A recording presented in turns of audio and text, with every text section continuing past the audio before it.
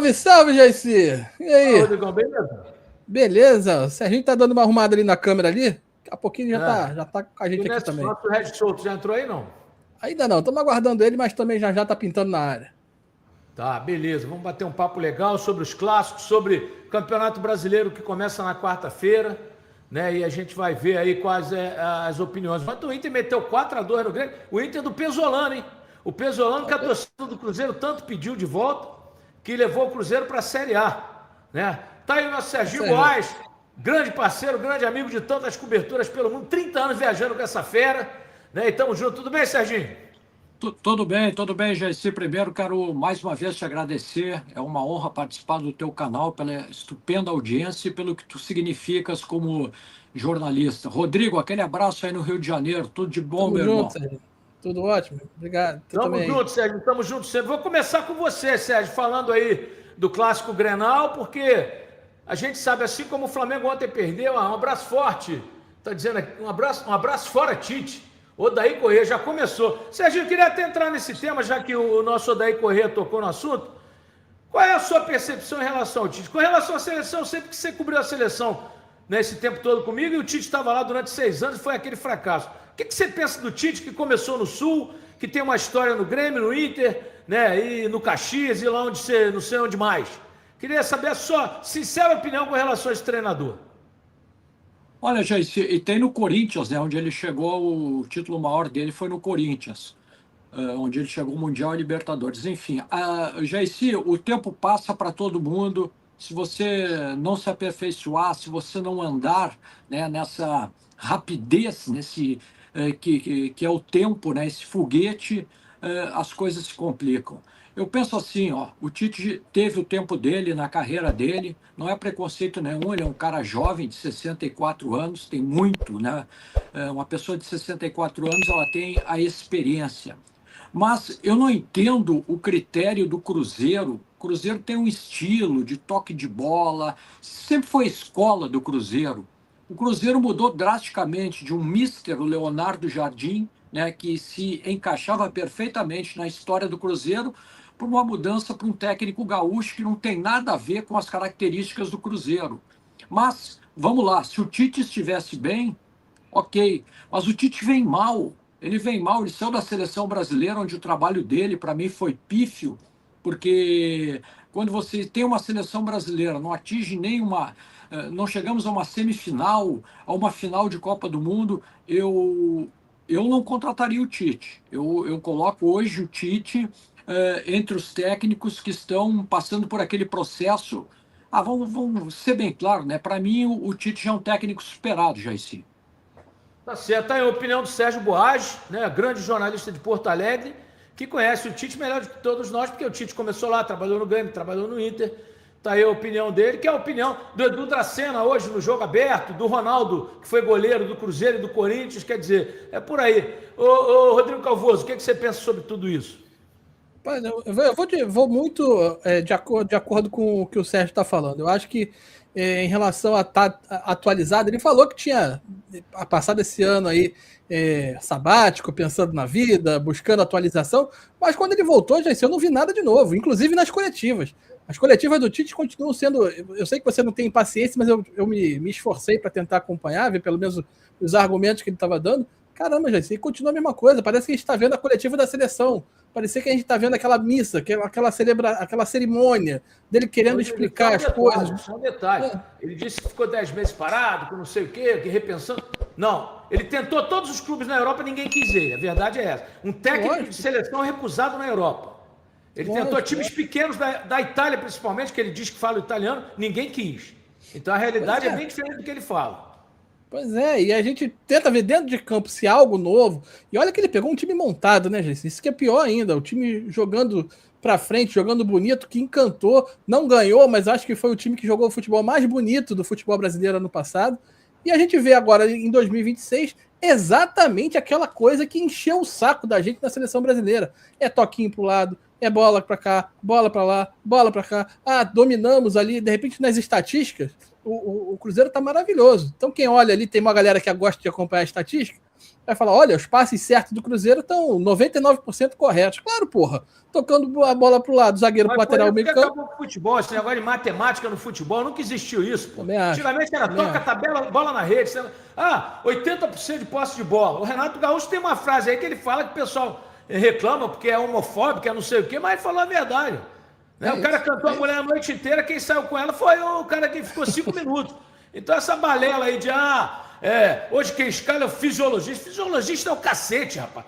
Porra, quem tava falando, hein? Um grande ex-jogador falou assim, peraí, eu jogava, o Argel que jogou no Inter, jogou em Portugal, meu amigo, o Argel falou, porra, eu jogava terça, quinta, sábado, domingo, não tinha problema, eu tava jogando, cara, eu era preparado para isso. Hoje o cara quer ser poupado. Pode mandar a sua mensagem que a gente vai lendo aqui na medida do possível. Tá aqui, por exemplo, nosso Nilton Miranda. Tite é péssimo técnico. O time do Cruzeiro só tem 2 ou 3 jogadores que jogam com raça. Tá aí. Então é complicado isso, viu, Rodrigo? E aquilo, né, gente? A gente espera, esperava pelo menos que o futebol apresentado no passado fosse mantido. Mas nem isso. E o que o Sérgio falou também, cara, assina embaixo, Sérgio. O espírito, o estilo de jogo do Cruzeiro é pra frente. A gente vê um Grêmio, vê um Inter, a gente espera que é um futebol aguerrido, com forte defesa, aquele combate. O Cruzeiro não. Da região, né? Exatamente. O Cruzeiro não. O Cruzeiro é um futebol bonito, alegre, vistoso. Sempre foi assim, nos anos 60, nos anos 70. Poxa, desde sempre. Porra, por que agora? Que tava bem, tá dando certo. Se tivesse dando errado, acho que até justificaria. Mas não tava. Porra, então qual é a lógica? Qual é o sentido? Eu não vejo nenhum, já sei, com toda sinceridade. Serginho, o clássico ontem, 4-2 pro Inter, Borré meteu 2 gols, hein? O Borré que quase não faz gol, meteu 2 e de virada. O Grêmio teve o placar 2 vezes, 1-0, 2-1 e tomou 4-2, Serginho. Pesolano estreando bem um Grenal, hein? Exatamente. Olha, Jairci, o Grêmio 2 vezes na frente no placar, não que estivesse fazendo uma... Primeiro vou começar dizendo o seguinte, o futebol gaúcho ele está muito mal. O futebol gaúcho hoje ele vive de comemorações. Por exemplo, no final do ano o Inter estava para cair, era a festa do lado do Grêmio, o Grêmio terminou em 9º, o Inter não caiu, a torcida do Inter fez a festa e o Grêmio se frustrou.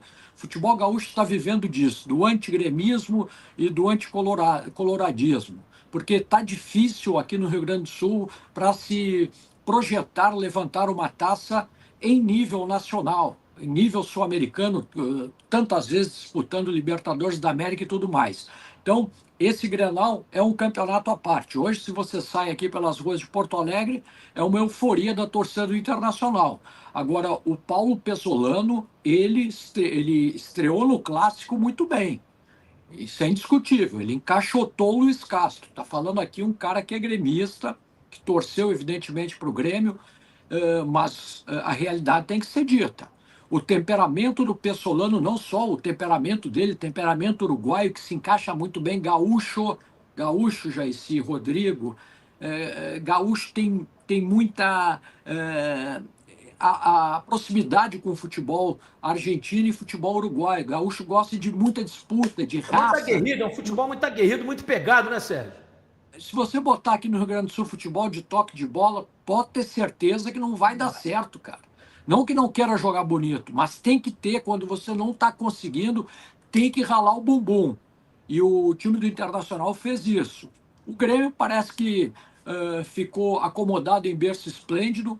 O Everton, uma péssima estreia no gol do Grêmio, uma péssima estreia. Eu falhou pelo menos nesse detalhe, porque como é que um cara que não serve mais para o Palmeiras vai servir para o Grêmio? Esse é o questionamento. Ele foi goleiro do Palmeiras, todos os anos ganhou tudo, o Palmeiras abriu mão. Se abriu mão, acho que foi até de graça, né? Exato, Jairci, eu concordo plenamente contigo. O cara não serve para o Palmeiras, vai servir para o Grêmio? Claro, o Everton, se estivesse ainda vivendo aquele grande momento dele, tá? Não estou aqui, a carreira dele, não vou ficar aqui falando que todo mundo sabe. Mas se ele estivesse vivendo aquele grande momento, o Palmeiras não o liberaria. O Palmeiras já quis fazer a transição no gol quando trouxe o Carlos Miguel no meio do ano. E esse menino que estava jogando aqui no gol do Grêmio, o Grando, que jogou aí pelo Cruzeiro, enfim, nem teve oportunidades, mas o Grando vinha bem. Só que o Grêmio queria um goleiro de ponta. E aí foi buscar o Everton, e se você analisar, Jairci, ele no Palmeiras, antes mesmo de ter a lesão óssea, ele já vinha falhando no gol do Palmeiras. Verdade. Então, olha, para mim, foi uma decepção o Everton. O Grêmio tem duas avenidas. Eu vou até falar aqui para o prefeito de Porto Alegre ou para algum vereador, para que a gente tenha nome de duas avenidas. Avenida Marcos Rocha e Avenida Marlon. Porque o Marlon se atrita com o dirigente, se atrita com outro jogador, mas o futebol que é bom eu não vejo, Jair, não consigo ver. A torcida do Cruzeiro conhece muito bem. Rodrigo, e aí, como é que você vê essa questão aí de Inter e Grêmio, eu vou meter o bedelho aí nesse lance do Cruzeiro. Serve para o Palmeiras e serve para o Grêmio, Rodrigo. Não, eu vou meter nesse lance do goleiro aí. Esse aí eu vou meter o bedelho em vocês aí, vou discordar um pouquinho, vou botar uma pimenta. Você sabe que eu gosto, né, JC? Eu não concordo muito com essa teoria de que não serve para um, não serve para outro. Falo por causa própria. Fábio foi mandado embora do Cruzeiro. Peraí.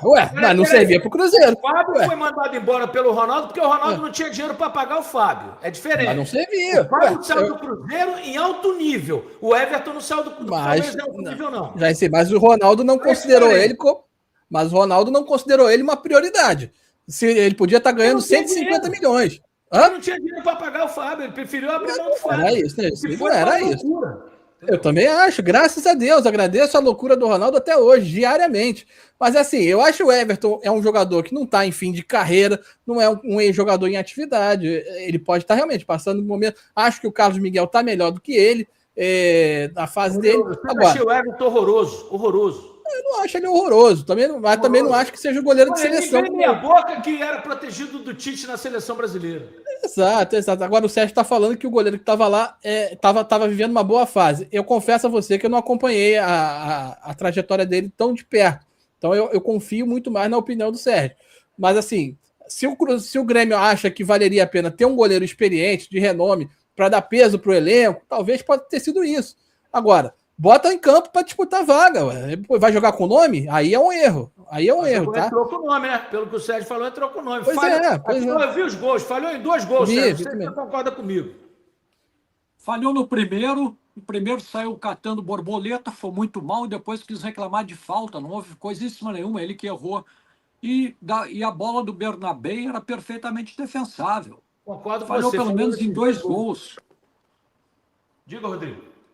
Não. Com relação ao gol, também acho. Mas é isso que eu tô falando. Eu tento entender a situação de quem contratou, de quem tentou buscar o cara. Então, assim, eu não acho que ele seja o pior goleiro do mundo, não acho que ele seja um goleiro para ser dispensado aí, ficar sem clube, jogar num futebol menor. Eu acho que ele ainda tem mercado no futebol brasileiro. Então, assim, agora, se o rapaz que estava lá anteriormente estava melhor, tá vivendo uma fase mais vamos dizer assim, mais tranquila, ok, aí tá jogando o nome errado. Isso eu não concordo, não vou concordar jamais. Agora, é avaliar no dia a dia. Se o cara falhou, dá opinião pro outro, dá chance pro outro. Então, não jogar com o nome que eu não posso... para a seleção brasileira. Isso já é um grande alívio pra gente. Já basta o Alisson chama gol. O Alisson chama gol é terrível. Né? E o Ancelotti acha que... O Ancelotti, naquela pergunta que eu fiz para ele, que o Brasil não tem protagonista, olha, nós temos o melhor goleiro do mundo. Ancelotti, você está muito equivocado. O Alisson é fraquíssimo. Toda a bola que vai no gol defensável entra. Haja vista o gol do De Bruyne em 2018 e o gol da Croácia em 2022. Mas ele joga, já é o que eu estou falando. Ele joga porque ele é o goleiro do Liverpool. Se ele não tivesse no Liverpool... Ele trabalhou lá há muitos anos e agora está na CBF. Mas se ele tivesse no Atlético Goianiense fazendo exatamente a mesma coisa, ele não estava no gol. Então, assim, e essa coisa eu acho muito chato, horrível. O cara jogando com o nome, porra, aí é sacanagem. Entendeu? Botar uma diferença, inclusive, ó. É o que o Boni Black tá te perguntando aqui, já. Você confere aí. Será que essa diferença salarial ao time do Cruzeiro vai quebrar o grupo? Nada a ver, nada a ver. O Zico no Flamengo ganhava 30 mil, os outros ganhavam 5 mil reais. Era o Zico, cara. Agora, eu acho que o Cruzeiro está pagando a determinados jogadores salário real. Mas quem paga não sou eu, é o dono, cara. O dono tem dinheiro, ele paga. Por exemplo, você pegar um Gerson pagar 3 milhões, um outro ganhar 3,5, isso é absurdo no futebol brasileiro. Não só do Cruzeiro. O Flamengo pagar 3 milhões para o jogador, isso é brincadeira, cara. Já se o West aceitou. O Flamengo vai pagar 260 milhões pelo Paquetá, Jesse. A vergonha. 260, caraca. Bem boca, bem normalzinho esse Paquetá. E o Flamengo gastando 260, dá quanto? 45 milhões de euros? Por aí, né? Tem que fazer as contas aqui, pois que absurdo, porra. Cara, que absurdo. Não, que ponto o futebol chegou, o futebol brasileiro. Repatriar um jogador meia boca. Eu gosto da frase do Romário. O Paquetá não serviria nem para entregar água para os jogadores reservas da época do Romário e do Ronaldo. Pelo amor de Deus. Pois é, agora cadê o que o Sérgio... Rodrigo? Deu uma caída aqui, daqui a pouquinho ele deve estar voltando, deve estar ajustando a conexão dele lá. O nosso Red então, assim, ainda não? Ainda não. Então é o seguinte, falando até o que ele falou, né? Tem jogadores que a gente avalia, a gente conhece de perto, e o Marlon é um caso específico, né? Porque eu conheço muito bem o Marlon daqui, a torcida do Cruzeiro conhece ele daí de Minas Gerais, você é mineiro. E agora lá no Grêmio. O padrão não muda, gente. Vamos lá, pessoal. Antes, aquele pedido sempre importante. Para você deixar o like, é só clicar aí no joinha, você vai curtir o vídeo. Você que ainda não é inscrito aqui na Samuca TV, faça a inscrição.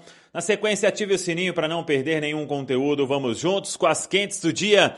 Nesta segunda-feira, ainda de cabeça inchada, como eu disse, derrota de virada no Clássico. Tudo aquilo que a gente já repercutiu bastante. Uma derrota que tem que significar algo porque... tá vindo aí a Série A do Campeonato Brasileiro e o Botafogo pela frente para começar no estádio Newton Santos na quinta-feira. Estaremos lá para contar toda a história desse jogo e que o Cruzeiro já se recupere e comece bem o nosso Brasileirão, que tem aí essa primeira rodada com o Cruzeiro atuando fora de casa. Depois, no final de semana, tem o jogo com o Betim. Aí é Campeonato Mineiro. O Cruzeiro agora vai ter que dar a vida aí nas 3 últimas rodadas para buscar a classificação, porque senão seria uma vergonha muito grande. E aí, no meio de cada uma dessas rodadas, tem Campeonato Brasileiro, o Brasileirão. Até sobre esse jogo contra o Botafogo, o Matheus Candansan, ele é árbitro paulista, será o árbitro desse jogo do duelo. E, curiosamente, o Matheus Candansan apitou a vitória do Cruzeiro sobre o Botafogo no ano passado. Pela 18ª rodada do Brasileirão, o Cruzeiro fez 2-0 lá no Newton Santos e agora o Matheus Candansan, repetindo a dose aí, vai apitar o compromisso da quinta-feira. Sobre esse jogo do Campeonato Mineiro, diante da equipe do Betim, tem uma situação aí para ser resolvida, porque a princípio, o jogo será na arena lá em Betim, Arena Vera Cruz, só que sem a presença das torcidas, porque o laudo apresentado pelo Betim dá a condição apenas de torcida única. E com isso, de acordo com o regulamento, não pode, ou tem as 2 torcidas, ou então portão fechado. O Betim, ele pode, se quiser, fazer a alteração do local do jogo até quarta-feira, desde que escolha um local a menos de 50 quilômetros de distância da Arena Vera Cruz.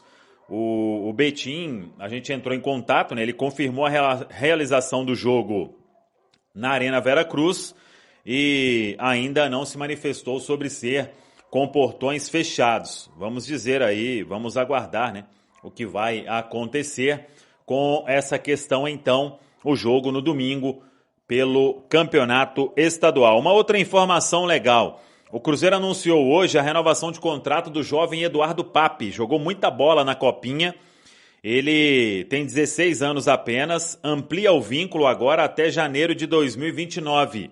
O Cruzeiro dá aí um reajuste salarial para o atleta e garante também uma multa maior, se protege. Ele já tinha tido uma alteração salarial, mas agora com destaque na Copinha, o Cruzeiro faz este movimento com o Eduardo Papi. E aí tá com o contrato então renovado. O clube confirmou essa informação hoje. Por falar em garotos, nesta terça-feira eles já treinam no profissional. O goleiro Vitor Lamonier, o volante Murilo Hickman, os meias Juan Gabriel e Cauã Batistella e o atacante Ryan Leles serão os 5 aí aproveitados da Copinha neste primeiro momento no elenco profissional. Temos boas notícias sobre o departamento médico, porque hoje, na reapresentação, Vidalba, totalmente liberado, à disposição do técnico Tite, pode ser relacionado para quinta-feira, se o Tite quiser, para o jogo diante da equipe do Botafogo. Treinou normalmente com o grupo de forma integral. Matheus Henrique, liberado do departamento médico, fez parte do treinamento com o grupo. Ainda na pré-temporada, o Sinisterra também fez parte do treino com o grupo, é outro que em breve vai ficar à disposição do técnico Tite. São as novidades desta segunda-feira na Toca da Raposa 2. E temos duas informações que têm a ver com vendas. O Rian Guilherme, negociação muito próxima de ser fechada com o Rio Ave de Portugal. Valores dentro daquilo que a gente informou, 2,5 milhões de euros. Claro que o Cruzeiro aí faz um movimento tendo o aval também da comissão técnica para uma venda do Rian Guilherme. Então, vamos aguardar quais são os próximos passos. A princípio não quer dizer que vai buscar um jogador da posição. Aí temos que perguntar ao técnico Tite, né, sobre esta liberação e uma venda que não vai mudar em nada a questão financeira, pelo menos penso, por mais que o Cruzeiro tenha um valor aí de lucro, né, nessa história em relação à vinda do Rian Guilherme no ano passado e agora a saída do atleta, é uma negociação que está nos últimos detalhes. Assim como está nos últimos detalhes a negociação para a venda do Cauã Prates. O que a gente apurou é que Cruzeiro e Borussia Dortmund já têm um acordo quanto a valores, quanto a mais-valia, quanto à parte fixa e também a bônus. Pelo que a gente buscou de informação, seriam bônus acessíveis aí do Cauã lá no clube alemão. Ele só vai em agosto, quando completa 18 anos. Operação total de 12 milhões de euros, incluindo aí esses bônus.